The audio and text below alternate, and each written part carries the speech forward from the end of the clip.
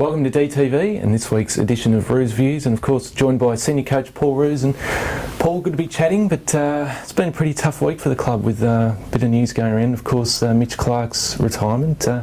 Firstly, what are your thoughts on Mitch finishing up from the game?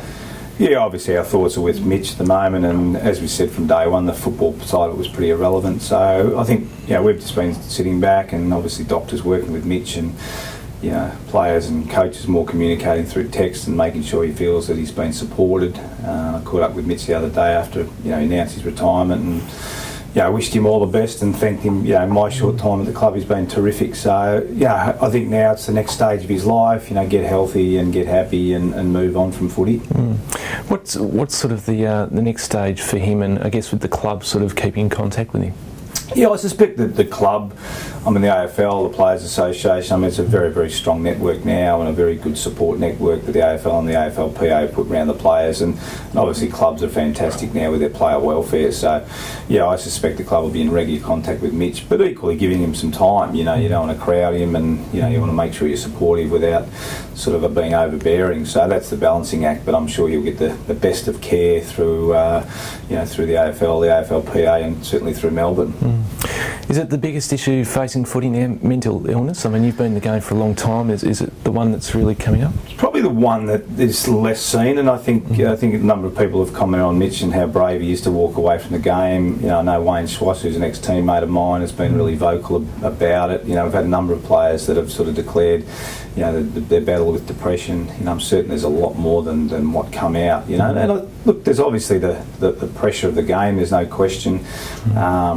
That it's never been more heavily scrutinised, and you're full time now. So if you've got injuries and you've got issues, you're sort of consumed by your footy as well. You can't get away. When I was playing, you'd work, and there was some sort of distractions away. But look, I think it's definitely an issue. There's no question. You'd hate to see guys like Mitch Clark, lost to football, but equally, it's more important their health, and always these things always put footy in perspective. What it does represent, and hopefully, I know it doesn't happen that often, but hopefully we don't get too carried away with winning and losing. But obviously that's a major issue when you're involved in the industry. Yeah.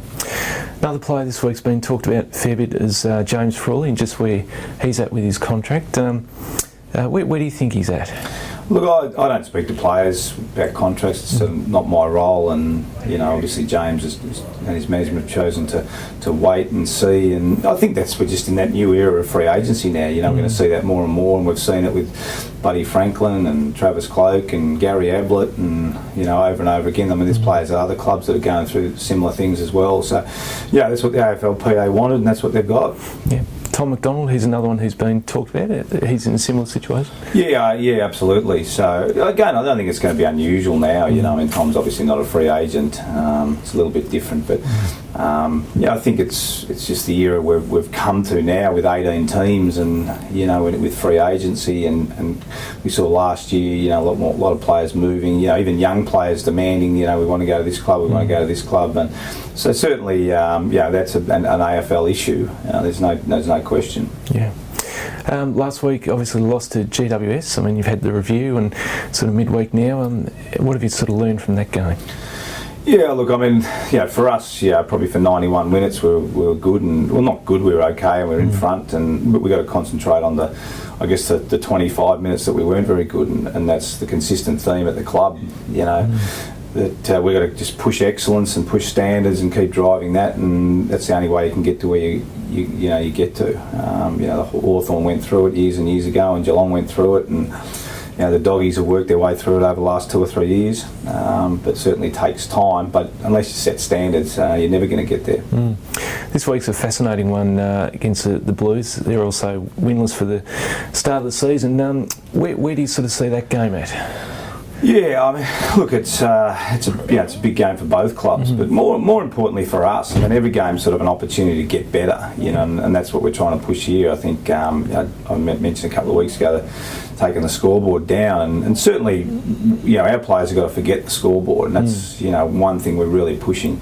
For us, it's contest to contest. The scoreboard can look after itself, and there's going to be errors in games. Even the good games now, we're seeing plenty of errors because there's so much pressure.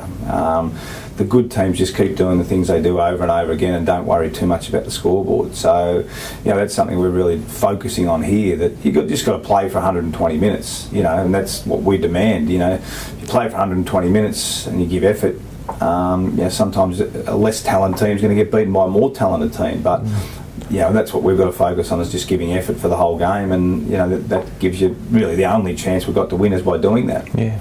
Selection this week, Chris Dawes has been listed as available. Any chance he'll play AFL? Well, it's probably more of a medical, football department decision. Clearly he's ready to play football. It's not often now we see players come straight in because of the three interchange and the sub. Just puts a lot of pressure on, but we'll have a discussion about where Dawsey's at, and I'd say it'd be more of a medical decision rather than the footy decision. Yeah.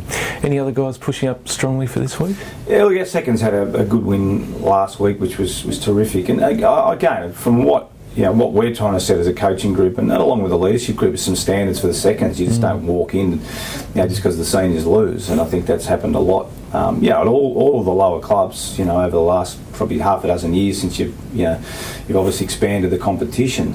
So it's an issue not only for us but a lot of clubs. So we've got to set standards in the VFL team, and the VFL is an extremely important part of this football club. And if guys are adhering to those standards, they'll get a game. If they're not, then they're not going to get in just because the seniors have lost. Yeah.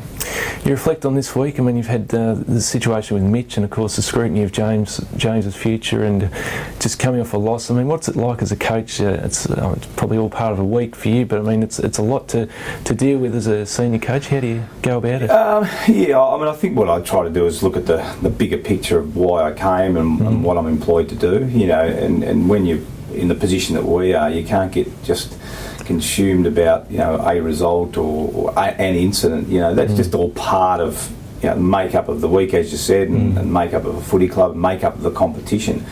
But for us, it's really where we want to get to. I mean, that's what Melbourne fans want. They want to, at some point, they don't want a team that wins 3 and loses 3 and then wins 2 and loses 4, and then they want a team like Geelong and Hawthorn. It's a long way off, but the only way you can do that is by setting a real strong platform that you have standards, you have good leadership, you have good players playing in the seconds.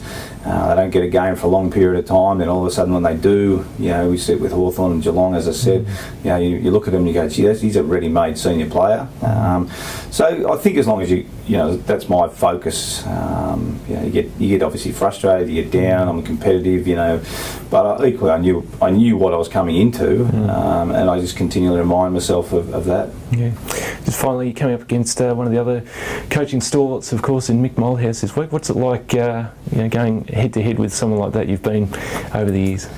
Yeah, Mick and I have actually got a pretty good relationship. I always got on pretty well with Mick, and look, I think Mick's probably in a similar position. I don't think he's going to be coaching Carlton for a long period of time. I think he sort of wants to go in and help that footy club and do the right thing by them, and I'm sure at some point in the not too distant future he'll ride off into the sunset. So there's some similarities.